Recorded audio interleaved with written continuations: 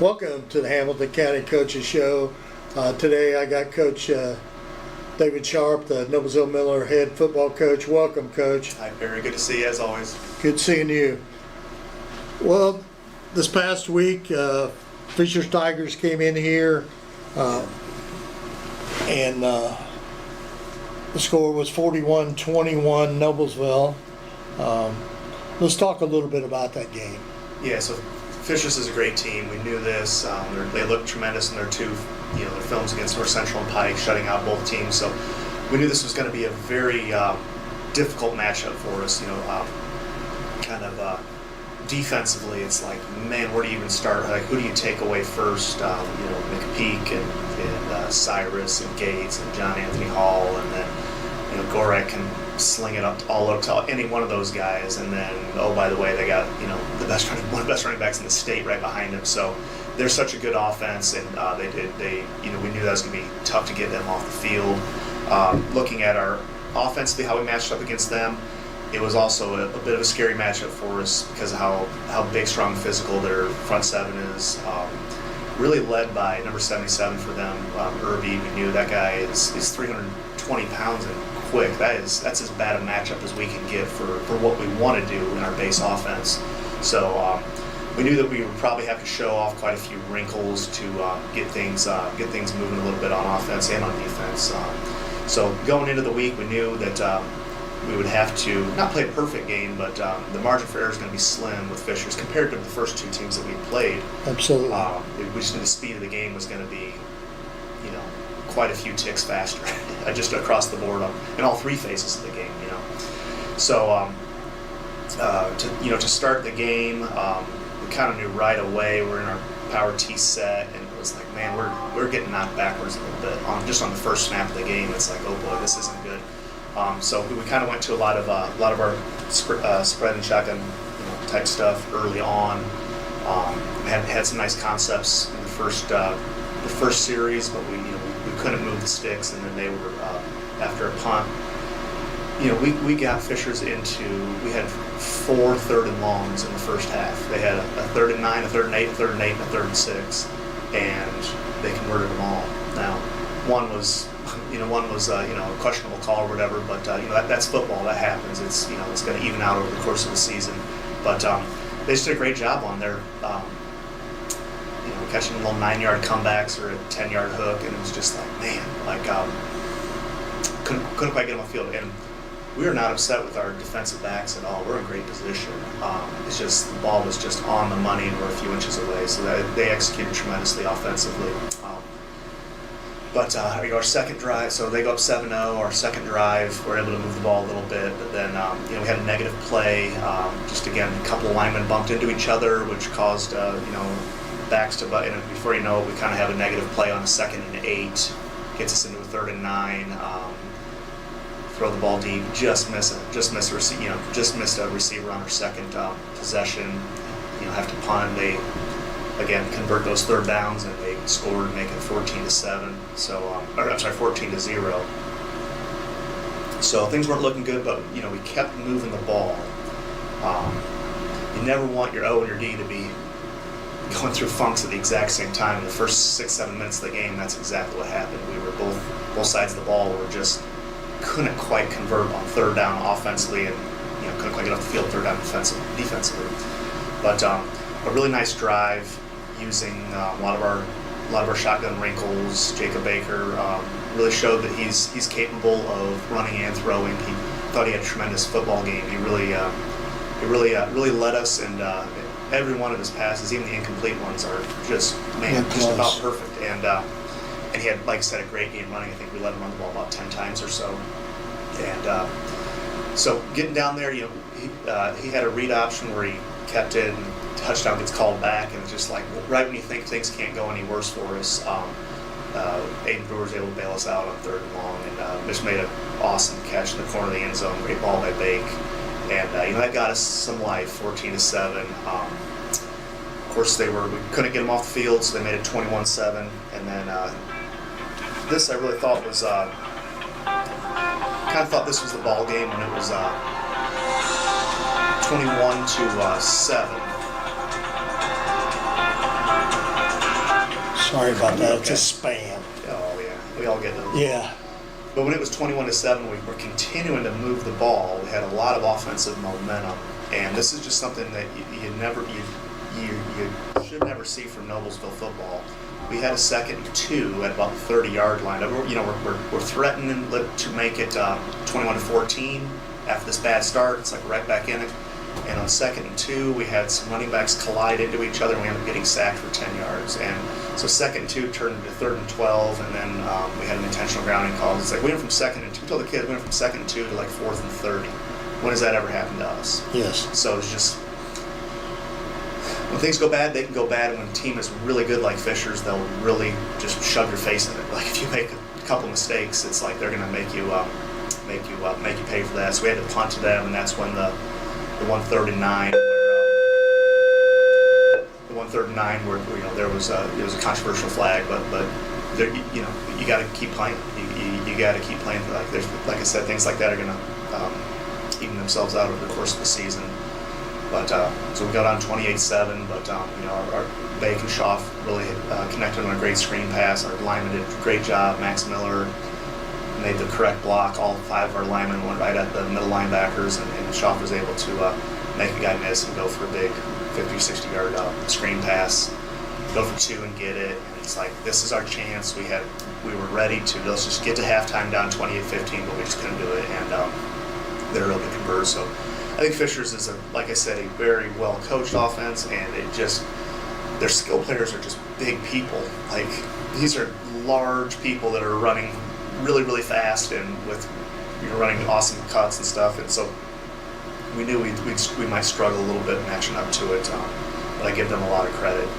The second half, Gage Goalie makes a great interception to open the second half and give us again that little bit of life. We got a couple first downs, but again we couldn't quite get down the field. And before you know it, it was kind of over from there. Three-score lead turns into a 4-score lead. Nice kickoff return by Sharpe to kind of finish towards the end of the game. But that's a good team. I think we are better than what we performed. I think as I highlighted, things don't go your way on 3rd downs. It's going to be it can get ugly early, and unfortunately it did on Friday. Absolutely, Coach. And you made note of one of the comments you made there. We had a very difficult time on 3rd down efficiency, and we were 1 for 9, and they were 9 for 11. Yeah. And I got their stats from the first half, and they were 5 for 5 on scores. Right. So Right. we had a very difficult time Right. stopping it. Well, we didn't. Okay, It's and that was a huge I thought difference their in the offensive ball line game. played really well too. Yeah, absolutely. We thought we were going to get some pass rush, and we couldn't quite put much pressure on him, and he played really well. Correct. Yeah, they're a very good football team, and they're going to do well this season. There's no doubt about that. But most of the teams in Hoosier Crossroad Conference are going to do good, and that's why we're there. Right. Okay, so it's very, very important. Well, let's kind of the one thing about it is I saw one of the comments that Coach Funk made in the Reporter this week in saying that we kind of caught him off guard with our ability to run that spread.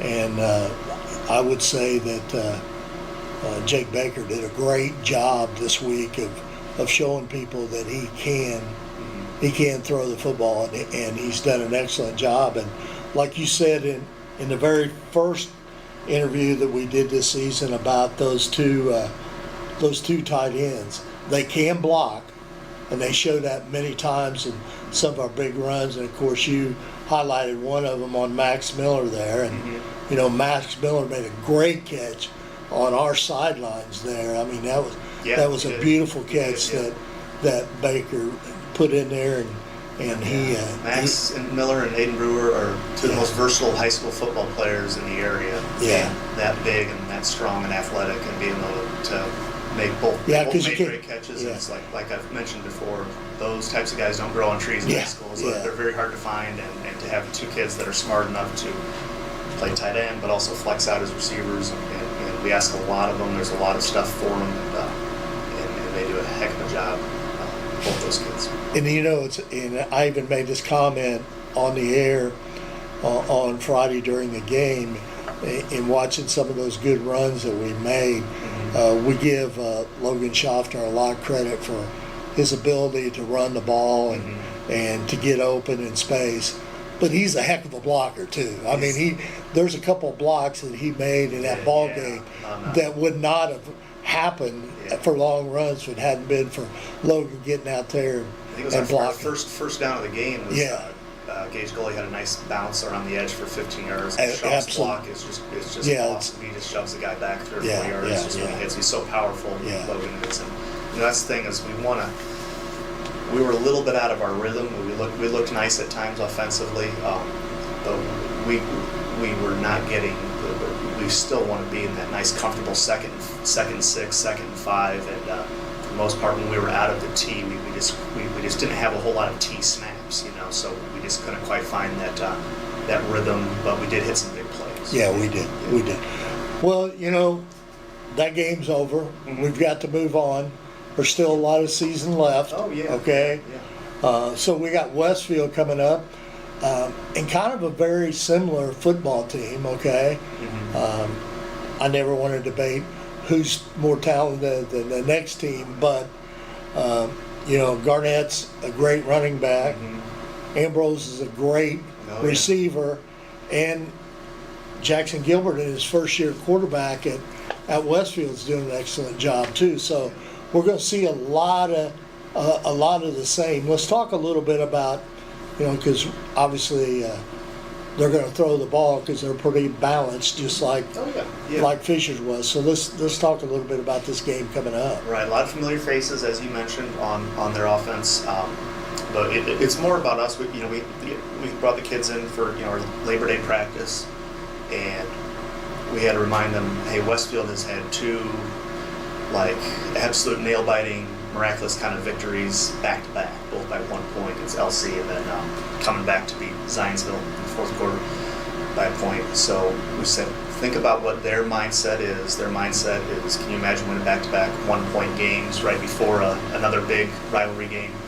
And then ours is we're feeling a little sorry for ourselves, a little embarrassed. So we have to snap out of that and get our mindset, but to get our swagger back. We were a totally different attitude last Monday versus this Monday. Coming off the big Homestead blowout. So we got the attitude fixed right away, and we got to be like, Westfield's not going to feel sorry for us that we did not play very well against Fishers. They could care less, and we could care less if they won by a point or lost by a point. It doesn't make a difference. If the Zionsville kid makes the field goal at the buzzer, it doesn't. They're the same exact team, right? So we just need to prepare, and we need to prepare to beat them. But we also need to work on ourselves, and we need to continue to just be better at our fundamentals. I felt we had great practice yesterday on Labor Day, bringing the kids in. It's going to be hot this week, we know that. But it is about us just continuing to fight and to have as much urgency as possible on third downs. That's going to be a huge point of emphasis throughout the week. But as you mentioned, they have Jackson Gilbert's doing a great job. He's, as they always do, they use so many different weapons. Nosler's a big-time matchup problem for the whole league. He's such a great player, and Aaron Bullis, it seems like he's been in high school for 10 years now. But yeah, and he's still got another year. I know.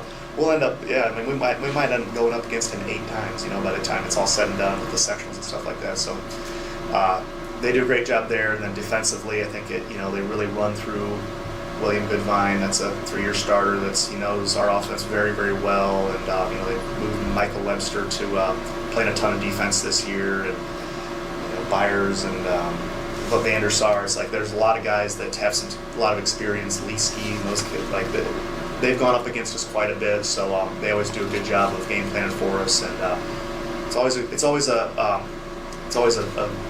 game that we look forward to because it is a rivalry game. But make no mistakes about it. We are focused on getting ourselves better right now, while we are preparing for the things that Westfield likes to do. Because I think that's one of the important things. We just got to move on, and we have to have a very short memory, both ways, whether we win or whether we lose. We just got to fire off the ball. Because we got another tough opponent the the following week, and it doesn't get any easier. So Doesn't matter what they look like, what the Yeah. scouting report is. We got to fire off the ball better offensively, and defensively, we got to be a little stickier, and we got to be a little twitchier, and the good things will start to happen to us. Yeah. Well, Coach, you go to Westfield this week, okay? So I'm sure that there's going to be a big crowd. Yeah. And you know, the one thing about it is a rivalry, and when you play here in the Hoosier Crossroad Conference, and you have Hamilton Southeastern, it's only 10 miles away, and Fishers and Westfield are about the same, about 5 or 6 miles away. All the kids know each other. You as coaches all know each other. Yeah. So it's going to be a good football game against Westfield, and I wish you the best of luck. I certainly wish that we were getting to broadcast that game over there, but they've chosen to broadcast their own games this year. Now it will be on the IHSAA network, but it'll be a pay-per-view. So, but it is on there.